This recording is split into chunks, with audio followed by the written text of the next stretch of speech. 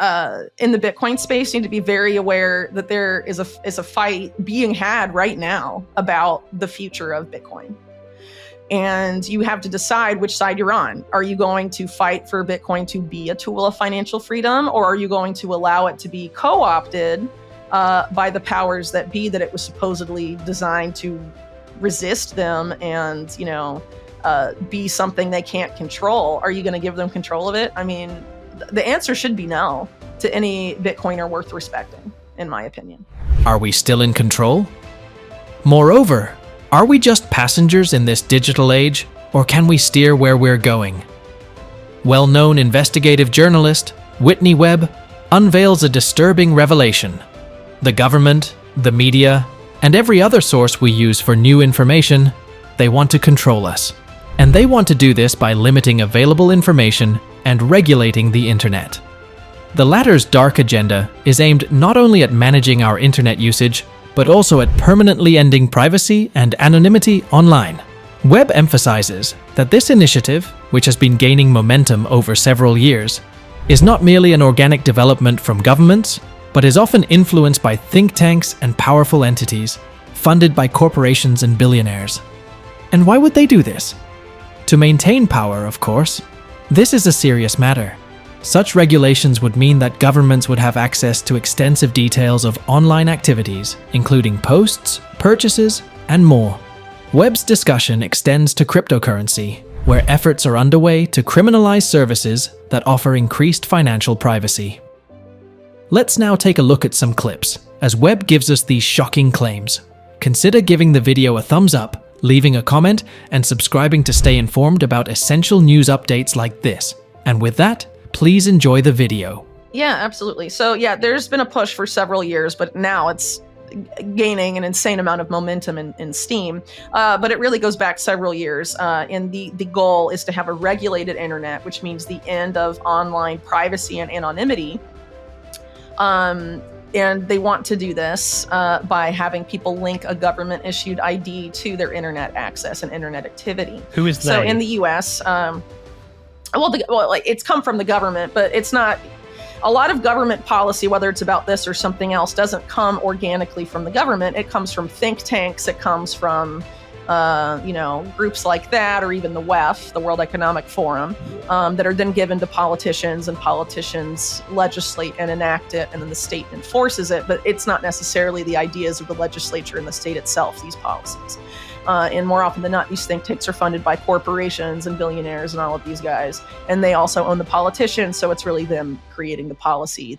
And they use the state as an enforcer to force it on the public, right? So that's, I guess, the global public-private partnership is what my colleague Ian Davis calls they, right? And I think it's pretty fair. He puts the BIS at the top, by the way, of the pyramid. This policy, one of the earliest iterations of it, at least in the United States, was during the Obama administration. They called it a driver's license for the internet. The idea of, in order to access the internet, when you set up, internet connection at your house, the internet service provider links all of your internet traffic to your ID. And in doing so, the government and the signals intelligence arm or intelligence agency of the government then has access to not just everything you're posting and writing online, but also everything you read and everything you buy. Totally. I mean, this whole push is completely related to ending financial anonymity and financial privacy as well. It's a completely interrelated thing. And I've done pretty extensive deep dives on this going back to probably like 2021.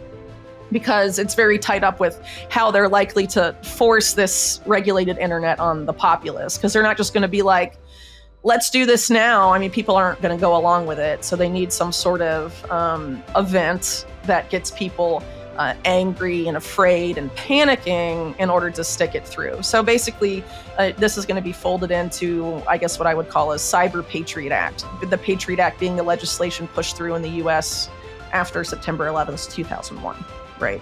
A lot of which wasn't necessarily related to anything to do with 9/11, but was a huge power grab by the state taking advantage opportunistically of the panic after 9/11. So they need some sort of event like that to ram all this stuff through. But the plans have been on the books for a very long time, and it's not just the US, it's really everywhere. I mean, I think in the UK you have something called like the Online Safety Bill. So in terms of what we're talking about with government, regulation of the internet and all of this, it's coming, right? We're already seeing the first signs of it here. There's an obvious push to censor more speech and link people's speech to their ID and have it more surveillable than ever before. Gutting encryption, why do they want to do that? So they can read everything that you say and all your transactions, follow them all. There's a similar effort in crypto, and specifically with Bitcoin, to criminalize mixers and criminalize any sort of service that affords you increased financial privacy. Webb emphasizes the idea that Bitcoin represents hope for freedom, but she cautions people involved in the Bitcoin space to be vigilant because, according to her, there is an ongoing struggle concerning the future direction of Bitcoin. Individuals need to decide which side they support, whether they want to fight for Bitcoin as a tool for financial freedom, as it was initially intended, or if they're willing to let it be co-opted by powerful entities that it was designed to resist. Webb also predicts that there will be an effort to regulate and control the cryptocurrency space, with a particular focus on limiting financial privacy. She highlights the idea of the Department of Justice to intervene with cryptocurrency exchanges and assets, including freezing wallets at their discretion. Let us now look at more clips of Whitney Webb's discussion with Peter McCormack, as she explains her take regarding the matter. Well, I definitely think Bitcoin has the potential to be a tool for financial freedom, but I think there's major efforts well underway to co-opt that to serve the same agenda, right? And so I think people in the Bitcoin space that want it to be a tool for financial freedom need to get wise to those efforts to co-opt and resist. Because it's either a tool of financial freedom or it's not. You know what I mean? And so if you cede enough territory and let them completely dollarize Bitcoin and turn it into a tool of US empire to keep the dollar afloat and keep dollar hegemony going forever and ever and ever, and are saying it's a flaw in Bitcoin that you can't put dollars easily on Bitcoin and all of this. No. The whole point, supposedly, right, of creating Bitcoin was to give Wall Street banks the middle finger and create something that had immutable, sound monetary policy. I don't know. I think there's a lot of people in Congress that get into Congress campaigning on certain issues, and then once they're there long enough, they backtrack completely.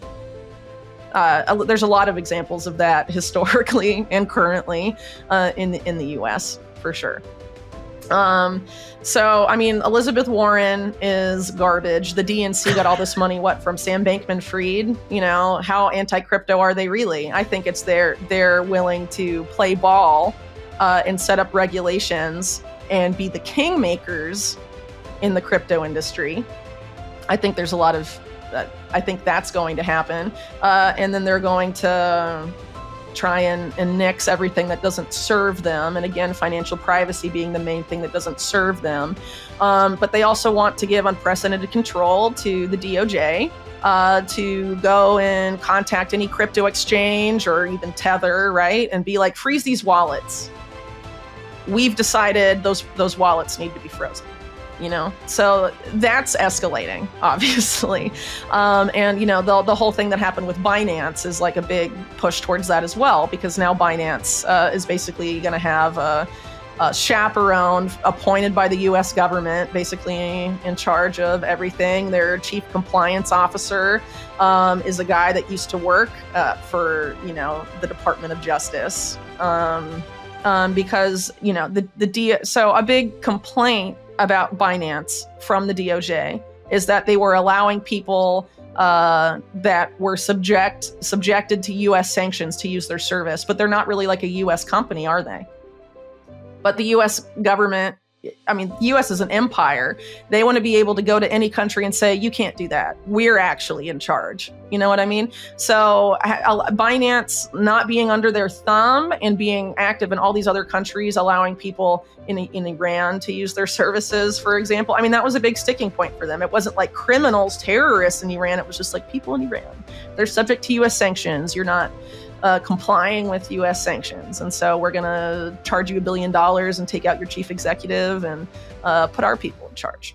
You know, this is the mafia, guys. I wrote a 1,000-page book about how the government is in the U.S. is organized crime, specifically the Department of Justice, and that's what they're doing. And keep in mind too, the DOJ has an insane amount of Bitcoin it holds, and they want more. As Whitney Webb exposes these startling realities, she advises against adopting a pessimistic outlook.